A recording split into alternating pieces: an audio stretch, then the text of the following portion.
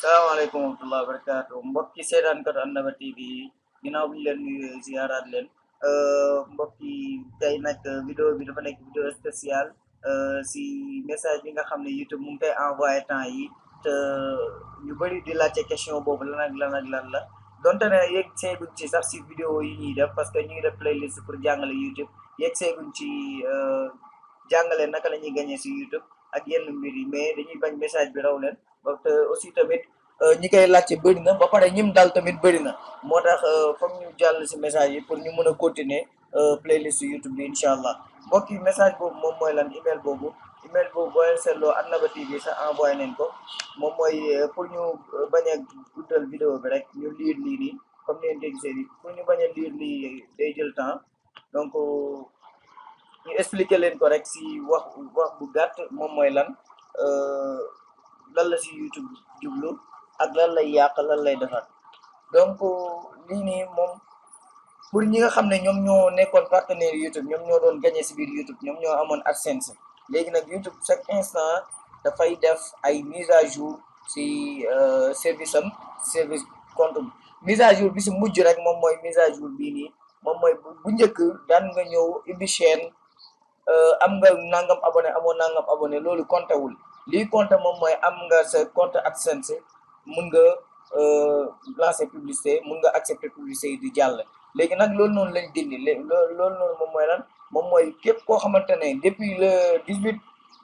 janvier 2018 si lañ lancé affaire boobu noonu képp koo xamante ne bëgg nga am li nga xam ne moom mooy compte AdSense boo xamante ne dafay relier ak YouTube di lancer ay publicité fokk nga am 4000 heures de visionnage ci dernier 12 derniers mois bi c'est-à-dire 4000 heures de visionnage si par exemple si année bi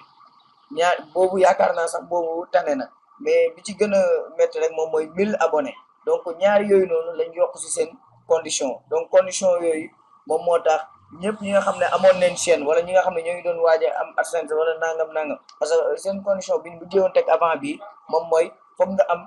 10 000 vues pour nga mun a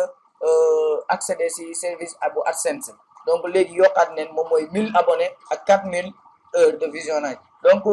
loolu noonu ku ko amul mbokk yi foog nga ut ko balaa ngaa mun a balaa ngaa mun a lancer ay publicité si biir YouTube wala ngay gagner si biir YouTube yow mi nga xam ne tamit amoon nga AdSense avant loolu sax dañ ciy bokk parce que su fekkente ne sa chaîne bi amoon na AdSense daan dox di génnee ay gagné 4000 heures bi yooyu ñu laaj ak 1000 abonnés yi ñu laaj la ko bu fekkente ne amoo ko sa chaîne bi day taxaw exemple bu gàtt rek ñu jox leen ko exemple bi du sori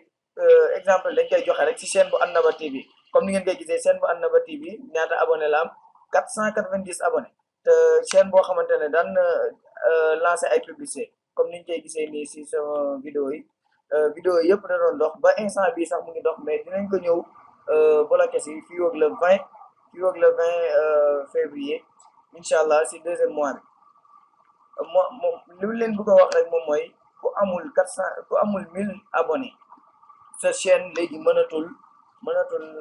lancer ay publicité ak si tamit ku amul 4000 heures de visionnage ñaar yëpp ngay boole amandoo donc dinaa leen tegal texte bii nii nga xam ne YouTube moom moo ko envoyé donc comme ni ngeen ko gisee nii Annaba TV dépassé na 4000 heures de visionnage boobu moom soxlatuñ ko mais li nga xam ne loolu lañ soxla moom mooy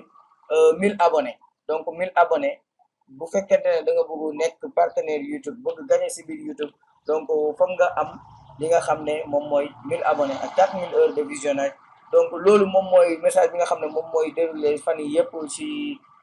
dëkk bi aussi si youtubeur yeeg yu demee noonu ñu ma koy laaj ay question yu demee noonu li tax ñu ñuy yéex a tontoog ñu ñuy yéex a répondre ñu yéex a accepter suñu AdSense ak yu demee noonu loolu moom mooy réponse bu normal bi kon réponse bàyyi noonu mbokk yi bu fekkee jël na nga si vidéo bi